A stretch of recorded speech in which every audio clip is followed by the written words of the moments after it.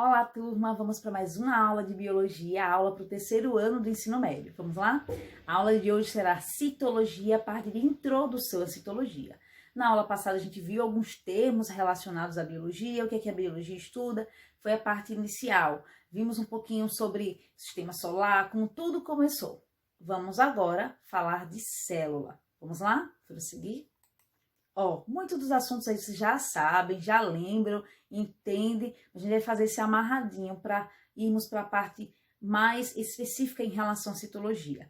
Lembrando que a gente está lá no módulo de revisão, módulo 1 de revisão de vocês, ok? Então peguem um livro de vocês para irem acompanhando. E sabem que vai ser importante, né? Essa participação de vocês na resolução das atividades, principalmente para pontuação. Então, o que significa citologia? Cito. Célula, logia aí vai ser estudo. Então, estudo da célula. Então, é o que a gente vai ver agora. Vamos lá. A gente vai ver agora a parte introdutória de como foi descoberta, então, em relação à célula, como tudo começou. A gente tem aqui dois cientistas, são irmãos, Hans e Zacharias Gerson. Em 1598, eles criaram esse microscópio muito simples de apenas uma ótica. E eles começaram a fazer observações de estruturas muito pequenas. Então, esse aparelho aqui, esse objeto criado por eles, por esses dois irmãos, ajudou na observação de coisas muito pequenas, microscópicas. Porém, era muito simples. Vamos agora para o próximo slide, vocês entenderem melhor. Agora chegou a vez de Robert Hooke. Ele agora aperfeiçoou o microscópio e ele tinha agora o microscópio com maior alcance em relação ao aumento e era utilizada aí duas óticas, duas lentes, na qual favorecia a ampliação da sua imagem. Observem aqui o texto rapidinho, Em 1665, com esse aparelho iluminado pela luz de uma vela, o inglês Robert Hooke pôde ver os espaços vazios na cortiça que chamou de célula. Foi a primeira visualização aí e descrição. Então, o que seria o pedaço de cortiça? Na verdade, a cortiça é a casca de uma árvore. E a casca de uma árvore são células mortas. Hoje em dia, a gente usa essa cortiça para fechar rolhas de vinho, por exemplo. Então, ele pegou esse pedacinho de casca de árvore e observou ao microscópio e fez esse desenho que eu coloquei aqui ao lado. Parece uma colmeia. Então, esses buraquinhos aí, ele deu o nome de célula, ok? Que seria esse espaço vazio. Até hoje, chamamos de célula. Mas lembrando que ele não sabia até o momento que aí eram células mortas, ok? Vamos lá. Agora vamos para o próximo. Em 1674, o cientista holandês Antonie van Leeuwenhoek pôde ver células vivas, inclusive células de espermatozoide. Essa foi a primeira observação e registro de visualização de células vivas. Agora já tem um outro instrumento utilizado por ele que auxiliava na ampliação da imagem. Então, à medida que ia passando os anos, iria aperfeiçoando esse objeto de aumento de imagem e assim eles conseguiam ter mais detalhes ainda dessas imagens, ok? Então, ele conseguiu ver movimentações de célula. Descobriu também que, diferente das células mortas, possuíam estruturas em seu interior. E aí começou-se a observar, perceber que não era só aquele envoltório, que eles não sabiam, e até o momento eles não sabiam que era uma membrana chamada membrana celular. Eles sabiam que algo protegia o seu conteúdo interno, mas não descobriram exatamente que não era possível visualizar, porque o equipamento não era tão potente assim, a membrana plasmática, ok? Esse cientista, Antonie, ele estudou principalmente alguns micro-organismos como protozoários, ok? Ele fez muitas observações em relação a isso. E lembrando que naquele tempo eles observavam e faziam registros em forma de desenho. Vamos lá. Próximo cientista. Descobriu que as células vegetais possuíam no seu interior corpúsculos arredondados. E aí foi então descoberto o núcleo da célula, à medida que foi então aperfeiçoando o microscópio. Lembrando que todas essas observações vão ser importantes para a teoria celular que a gente vai ver já já. Vamos lá. Próximo. Em 1835, o naturalista francês Félix descobriu que as células possuíam um conteúdo interno gelatinoso. E agora descobriu a existência do citoplasma. ele é lembrado por suas pesquisas sobre protozoários e outros invertebrados, que ele foi aprimorando seu poder aí de observação dos micro-organismos. Vamos lá. Agora a gente tem aqui a demonstração de uma célula vista ao microscópio, como é que ela seria. Então, vamos lá. Membrana celular e componentes básicos das células. Como eu disse para vocês, eles não descobriram a membrana. Sabia que existia esse conteúdo. E quais são as 3 principais unidades básicas da célula aqui, observadas por ele principalmente? Não sabia que existia membrana, mas tinha um envoltório, algo que protegia o citoplasma e essa unidade menor aí no meio, esse núcleo, ok, da célula. Então, se sabia já que a célula era formada por esses 3 componentes aí. Vamos lá. Próximo, vamos falar um pouquinho sobre os microscópios. A gente tem a demonstração aqui de 2 microscópios, eu vou sair da frente para focalizar melhor lá para vocês. Ó, a gente tem aqui o microscópio óptico e a gente tem o microscópio eletrônico. O microscópio óptico ele é muito utilizado, principalmente em laboratórios mais simples. Ele é possível fazer essa observação. Por quê? A sua ampliação é de 2.000 vezes.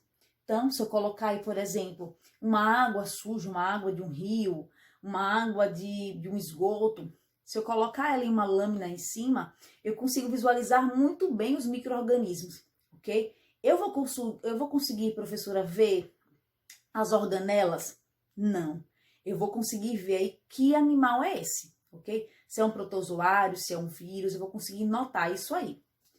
E aqui a gente tem o microscópio eletrônico de transmissão. Ó, tem uma capacidade de até 1 milhão de vezes de ampliação. Lembrando que ele vai utilizar aqui os feixes de elétrons para poder captar essa imagem. Diferente desse aqui, que é apenas com as lentes de aumento, esse aqui vai utilizar feixes de elétrons para melhorar esse poder de ampliação da imagem. Vamos lá. Agora a gente tem esse próximo microscópio. É o chamado microscópio eletrônico de varredura. Permite a formação de imagens tridimensionais do objeto examinado. Nesse caso aqui, já é possível fazer a observação da célula viva, ok? O outro, de varredura, não era possível. Seria a célula morta, que já era possível a gente ver o organismo vivo, como um protozoário, por exemplo. Vamos lá. Agora vamos falar um pouquinho da teoria celular. Todos aqueles estudos mencionados anteriormente foi muito importante para se criar a teoria celular.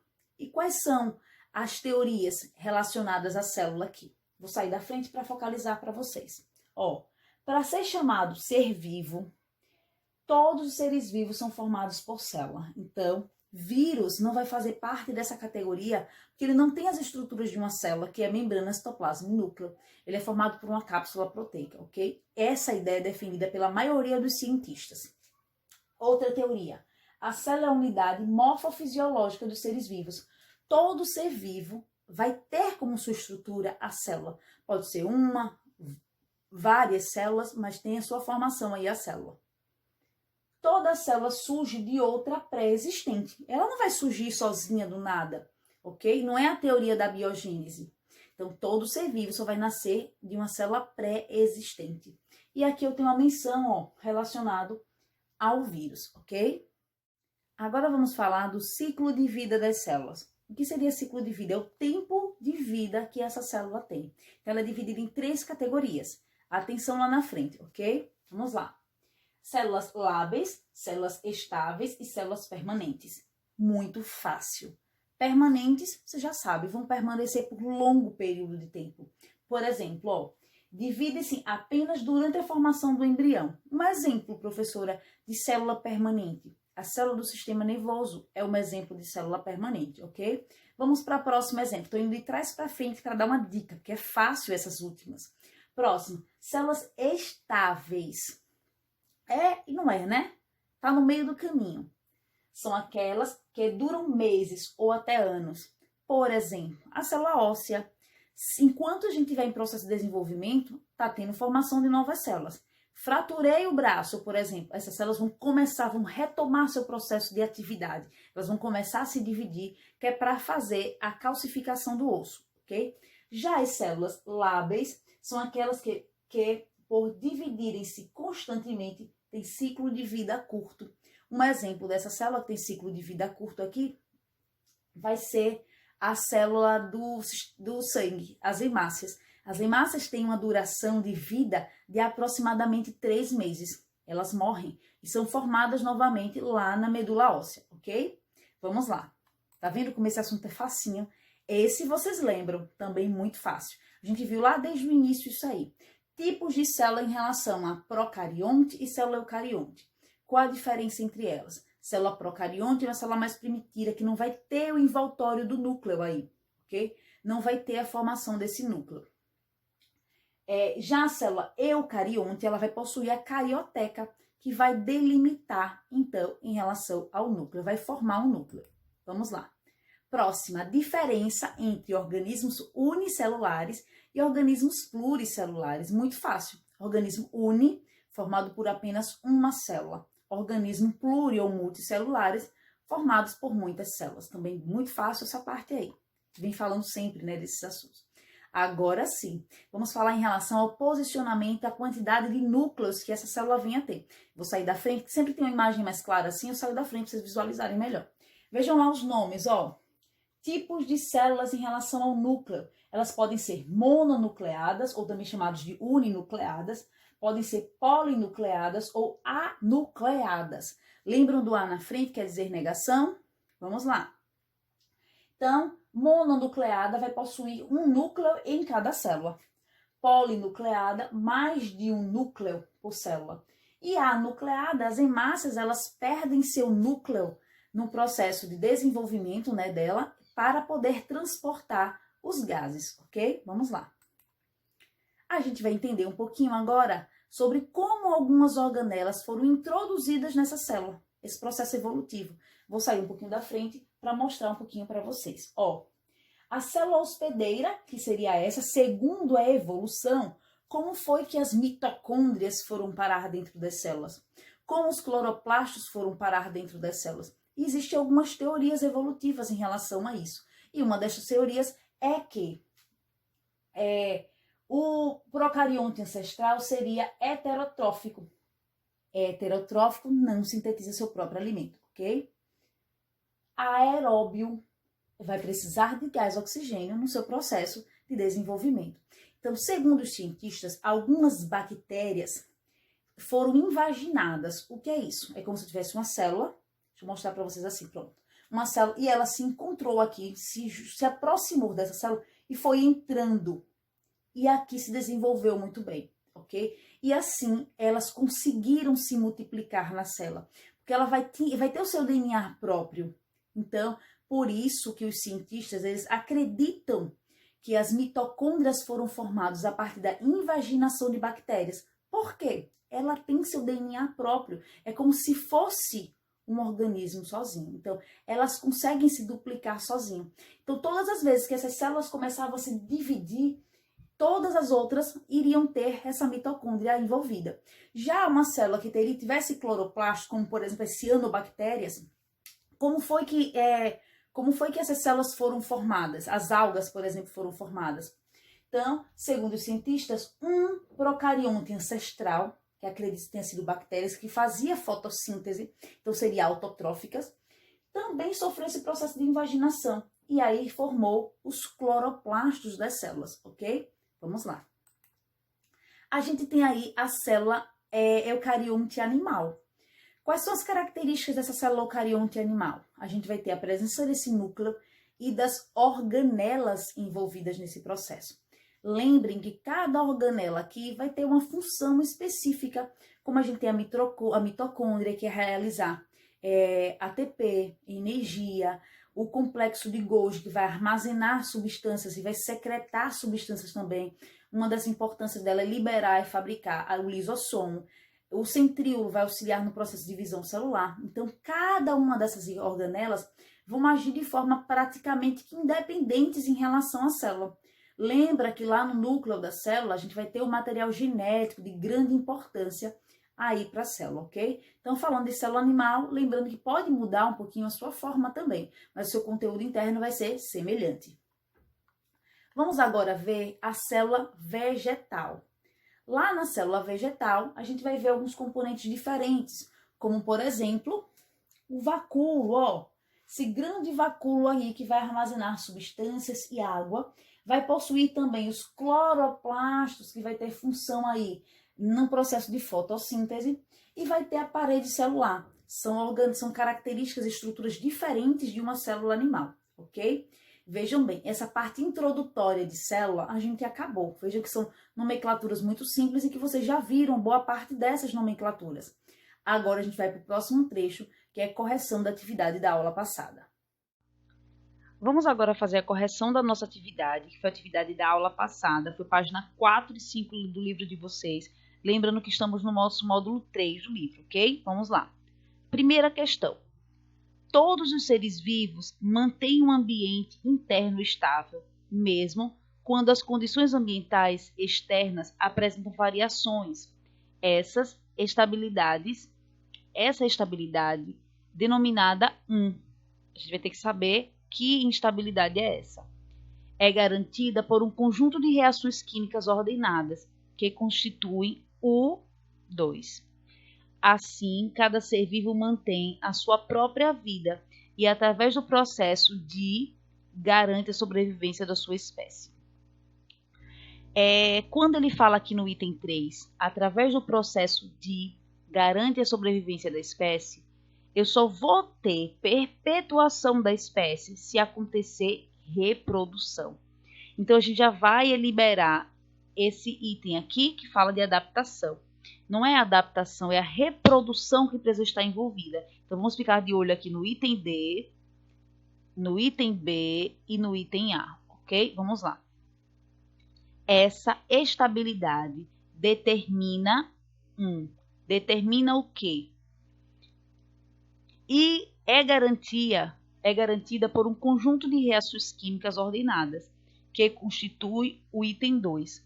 Como é chamada essa variedade de reações químicas que acontece no nosso corpo, que faz ele funcionar de forma correta?